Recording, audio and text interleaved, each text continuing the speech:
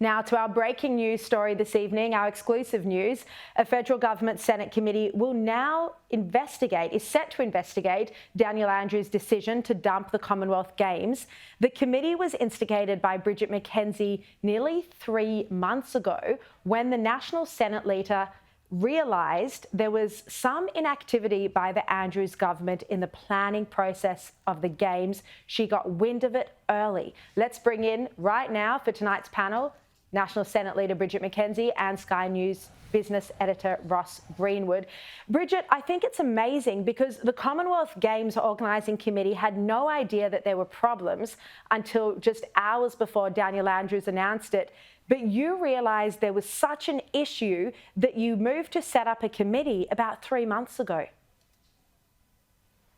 Yeah, Sharri, great to be with you. I mean, we're all devastated and shocked by the Premier's announcement, and it's not just here in regional Victoria, proud sporting capitals that we're looking forward to being showcased on the global stage, like Geelong, Ballarat, Bendigo, the Latrobe Valley and Shepparton. But indeed, this, as Jane was saying, impacts our entire nation's global reputation. I first started raising concerns about the Commonwealth Games rollout in January this year, culminating in setting up a Senate inquiry into the issue with the agreement of the Greens, who also wanted to look at the Olympic Games in Brisbane.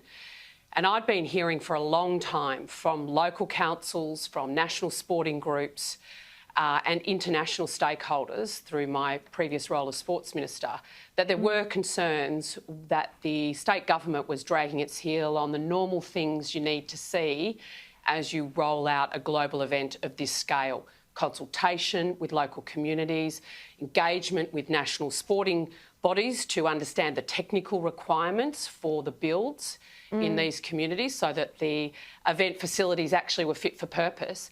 And indeed, simple things like the social infrastructure around transport and housing that was going to be required, those conversations were not happening on the ground. And so that led to us setting up the inquiry.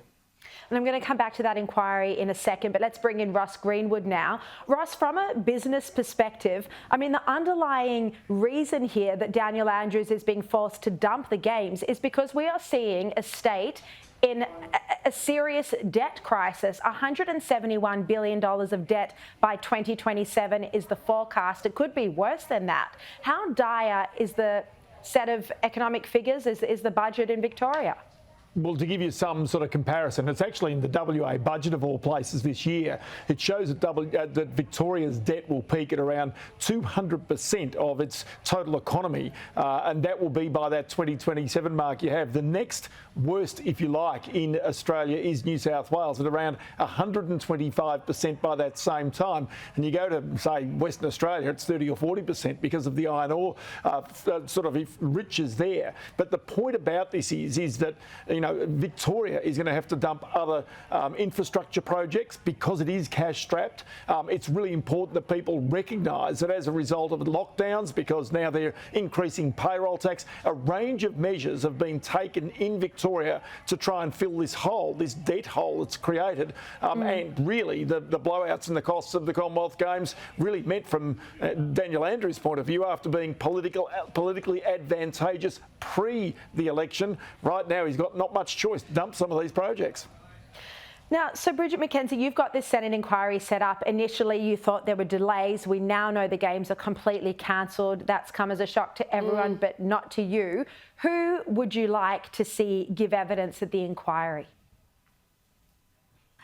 Yeah, absolutely. I think we were planning to head to Geelong and Bendigo on the 28th and 29th as a committee to hear from local witnesses.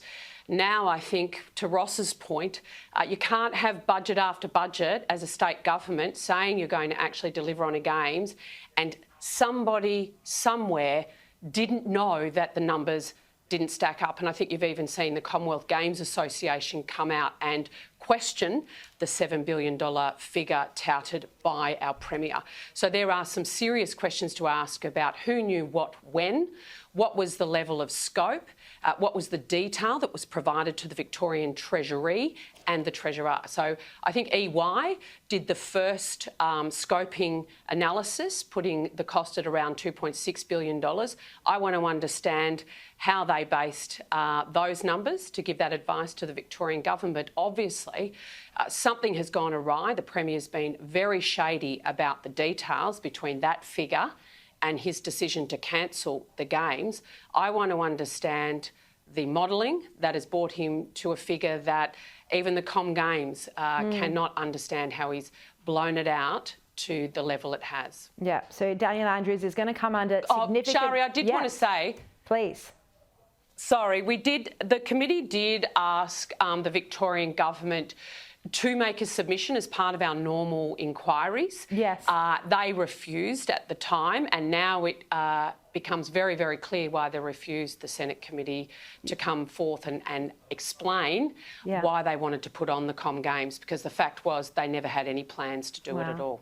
And just to explain to viewers, if someone does refuse to come and give evidence, you do have the option, if you get the agreement of the whole committee, to actually subpoena people to come and give evidence.